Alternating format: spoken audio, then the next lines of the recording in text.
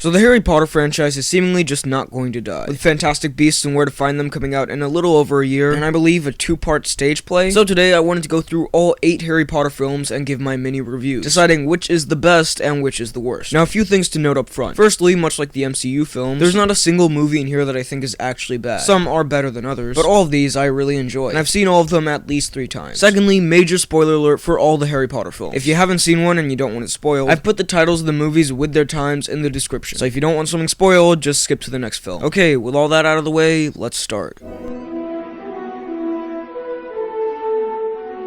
So this is the one that began it all. Before I get into the specifics on this film alone, let me just talk about some stuff that this film started that continued throughout the series. The music by John Williams. John Williams is my favorite film composer. He's just a genius. And this music fits so perfectly with Harry Potter. It's whimsical, it's mysterious, it's intriguing. It's one of my favorite film scores. Secondly, the characters and casting. Harry Potter is a great and interesting character. He just is. Ron and Hermione are great as well, and we get to see them become friends over the course of the film, and you really buy them as a trio. And as far as the rest of the cast goes, they got the top British talent, like the A+ listers. Maggie Smith, Alan Rickman, Julie Walters, Warwick Davis, Richard Harris, who is perfect as Dumbledore, even little roles with John Cleese. Everyone is top-notch and they give great performances. Even the child actors are pretty good. Total standout though, Alan Rickman as Professor Snape. Best performance in the series in my opinion. That's another thing. Everyone and everything is just so accurate to how I imagined them in the books. The kids, the castle, the Quidditch, the spells, the teachers, the Dursleys. It's like someone actually looked into my brain. I'd say that's the one thing that this movie does better than all the others. In reality, it's probably not the best Harry Potter, but it started this whole thing and it's so full of iconic moments. The first time I saw this, I was in awe the whole time. Also, just seeing this magical world for the first time, it really is an experience. As far as my complaints with this, some 2001 CGI doesn't hold up that well. The whole scene with Neville on the broom, it's fun, but nowadays it is noticeably computer animated. Same with that troll, it's a cool scene, yeah, but still it doesn't really hold up. Yeah, that's pretty much all that bugs me. So overall, this is a classic and an extremely entertaining one, especially if you've read the books. I might be looking at it with some nostalgia, but I watched it quite recently and it's still good. It's an awesome start to the series with fun characters and performances, and exciting action, and I'll give it a 9.7 out of 10.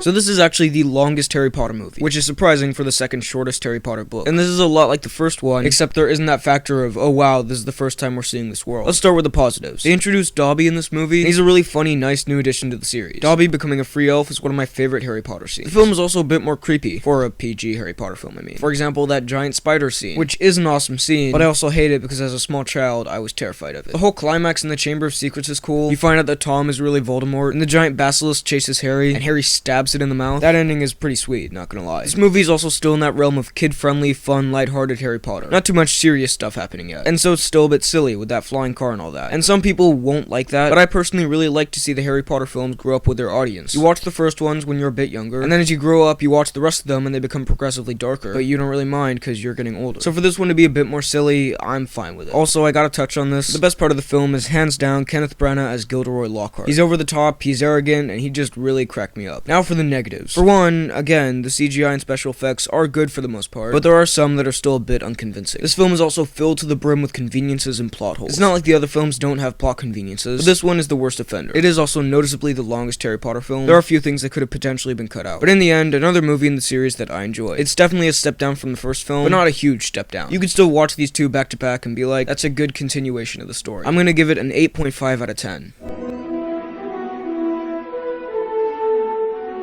So with this third installment, Chris Columbus was taken off the franchise and was handed over to Alfonso Cuarón. In case you don't know, he went on to direct Children of Men and Gravity, so he's a pretty great director, and he might have made the best Harry Potter. This film is pretty distinctly different from the last two. You can tell this is a different director. I wouldn't say it's necessarily a lot darker, but I would say this is the transition between the kid-friendly first movies and the more adult later films. It has a bit more of a weird gothic element to it. As far as what I liked, well, everything. The film starts with that awesome scene where Harry's aunt gets blown up. It just sets up the tone for the movie so well. Also, just for the film in general, the visual effects are incredible, especially for 2004. Any kind of hokey CG is gone. This movie also added some new characters, like Professor Lupin, Sirius Black, and Peter Pettigrew, all of whom work really well. Gary Oldman and David Thewlis give good performances, and Peter Pettigrew, going back to something I said earlier, is exactly how I imagined him reading the book. Unfortunately, Richard Harris passed away between these movies, so they got Michael Gambon to take over, and he's actually pretty great. He was definitely a bit meaner and less cheerful than the previous one, but I think he fit well with the new films. The Dementors are introduced in this, and they are terrifying. The movie is sort of packed to the brim as far as a bit of varying style and tone, which sometimes can ruin a movie, movie, but in this one it absolutely works. It's funny in some parts, it's scary in some parts, it's everything. It's also pretty emotional, more so than the first two. And then there's the climax, or at least the lead up to the climax. It's the whole thing where Lupin turns into a werewolf, which is one of, if not my favorite scene in the entire franchise. The visual effects, camera work, and music just make this outstanding. The whole time travel thing at the end, sure, it doesn't make any sense why they don't use it again, but it was still really interesting. And also that big Expecto Patronum at the end is undeniably pretty cool. Expecto Patronum! There are just too many good things to say about this film. I love this movie. I've seen it more times than most films. It's the best fantasy film I've ever seen. And needless to say, Harry Potter and the Prisoner of Azkaban gets a 10 out of 10.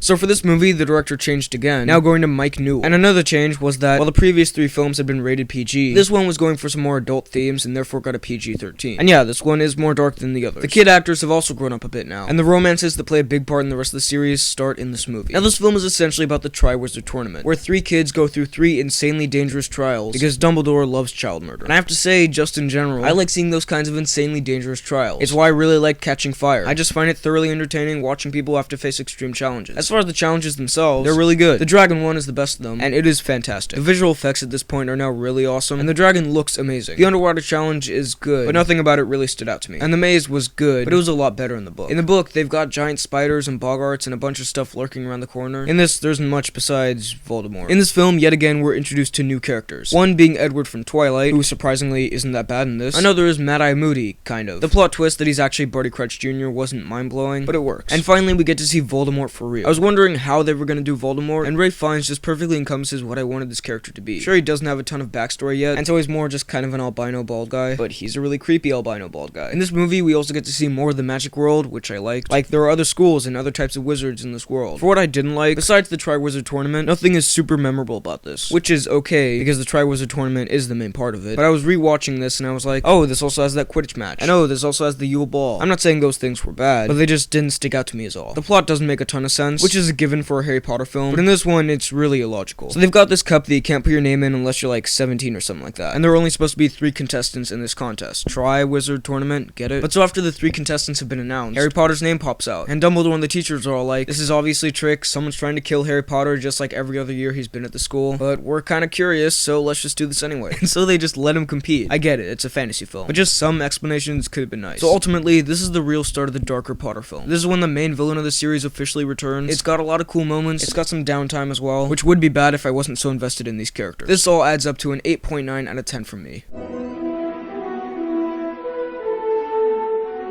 So for the 5th film, the director changed yet again, but don't worry, this guy sticks for the rest of the series. I know a lot of people who say this is their favorite Harry Potter film, and a lot of people who say this is their least favorite, and I don't think it's the best, but it's still a pretty entertaining ride. Well, specifically what I like. Hands down, best part of the film is Umbridge. Professor Umbridge is a fantastic villain. She is so despisable, and I actually want to punch her in the face. Like with Voldemort, yeah, he's a bad guy, he's gonna destroy the world, you better stop him. But this woman is so much of a jerk on a more human level, and it's a lot more relatable, because I think we've all had the Umbridge teacher in our lives. At the end, when she gets, let's say, her comeuppance, it is so satisfying. Another thing I really love is the end climax in the Ministry of Magic. And I mean, the whole thing is cool, but when Voldemort and Dumbledore have their showdown, that's when it gets real. It's intense, it's amazing, the visual effects are phenomenal. Voldemort makes a fire dragon, Dumbledore puts him in a bubble of water. You can see the parallels between the two, and you finally get why everyone says they're these great wizards. It's also an interesting side of things to have the press and government be against them. That wasn't something I was necessarily expecting. Also, Sirius dying was a pretty effective punch to the gut moment. Now for what I don't like. Well, it is a very packed movie. It's taking the longest Harry Potter book and cramming it into 2.5 hours, so it does feel a bit overstuffed in a few parts. Also, Groppy the Giant in the forest, it was fun and kinda cute, but I didn't feel like that was super necessary. He was there to add a bit of comic relief and mess up Umbridge, and that's all he did. If he hadn't been there at all, I don't think it would have affected the story in a big way. So overall, this is another solid entry in the series. Packed with a lot of cool moments, but maybe a bit overcrowded. Still a good time, and I'll give it another 8.9 out of 10.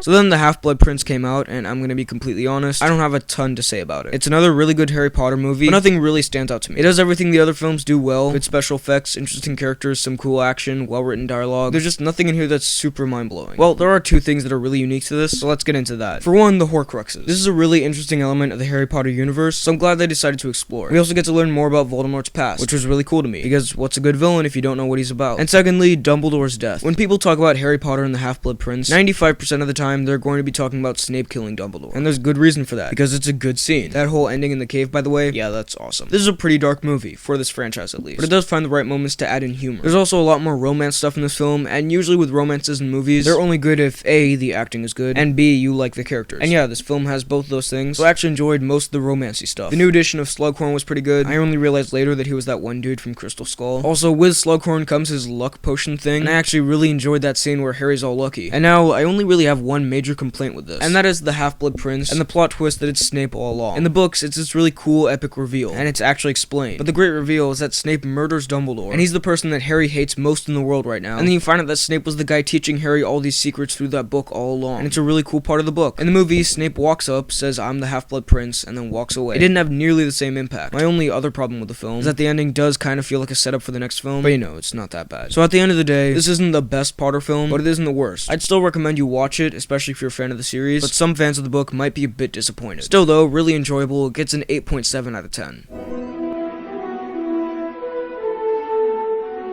So then for the last Harry Potter film, it was so epic that it had to be split into 2 separate parts, which I find a bit odd. I would have split one of the previous Harry Potter films up, but whatever, we got it with this. And books split into multiple movies rarely works, or at least the part 1s rarely work. However, I have to say, Deathly Hallows is a big book, so splitting it up, not that bad of an idea. First off, this is probably the darkest Harry Potter film, which I kinda like. The series has gotten darker and darker as it's gone along, and it's built up to this. Death, destruction, sadness, blood, all of it. I will say the first hour or so of this movie is pretty awesome. I was digging the tone, the characters, the action, everything in that first hour was really cool. The rest of the film does have its moments, but that first hour is where it is for me. I personally love that scene where they break into the Ministry of Magic. If there's one thing I'm going to remember about Deathly Hallows Part 1, it's the Ministry break-in. We get to see the return of Umbridge, and Harry gets a bit of payback in the best way possible. You're lying, Dolores. And one mustn't tell lies. There's also that scene where they go to Godric's Hollow and find Bathilda Bagshot's dead body in the closet. That whole thing was pretty creepy. There isn't a ton of action in this, but when it's there, it's pretty exciting. And I have to say, Dobby's death is one of the most emotional parts in the entire series. So here come the negatives. The main one, just gonna bring it up front, this does really feel like a setup for part 2, which is a problem you're gonna have in pretty much any part 1 movie, but this just really annoys me. In all reality, this is probably the best part 1 film out there, but still, it all just feels like build-up. There are tense, exciting scenes, but there's no really satisfying climax. It feels like I paid $12 to watch the first, less interesting half of a movie. There is also quite a bit of camping downtime in this, which would be a really big negative if, again, I wasn't really invested in these characters. That scene of Harry and Hermione dancing would otherwise be pointless, but the other films made me like the characters. However, that doesn't change the fact that there is a lot of that camping. There's also quite a bit of predictable cliche stuff that I could have done without. So overall, this is another solid movie, but it does ultimately feel like a setup for the next film, and this is pretty much the only Harry Potter film that I don't think I'll be rewatching. Still though, not at all terrible, it gets a 7.9 out of 10. So here it is, the epic conclusion to the epic saga. And yeah, it's pretty epic. I break this film down really into 2 parts. The break into Gringotts and then the battle for Hogwarts. And that's basically the entire movie. Now while part 1 was all build-up with no climax, this is all climax with no build-up. And it works a hell of a lot more this way. Watch part 1 and part 2 back to back and have the most awesome 5-hour conclusion to a series. So like I said, most of this film is one huge battle, which is hard to pull off. But it was just so mind-blowingly amazing for someone who's been a fan of this series since day 1. The whole film is intense and action-packed, but even the non-action scenes are engrossing. We finally find out that Snape wasn't a jerk all along. He was actually a good guy. Neville finally gets his turn to shine here. It has the final showdown between Harry and Voldemort, aka good versus evil, and it has a nice happy ending. Everyone seems to hate this part where they're all grown up and have kids. It totally worked for me. It's kind of funny, but there isn't a ton to say about this, except for the fact that it's incredible. It's non-stop wizard spell magic action. It's the perfect conclusion to the best film series, and it will leave fans more than satisfied. The entire franchise is a landmark of cinema, so thank God the ending was also outstanding. Harry Potter and the Deathly Hallows Part 2 gets a 10 out of 10.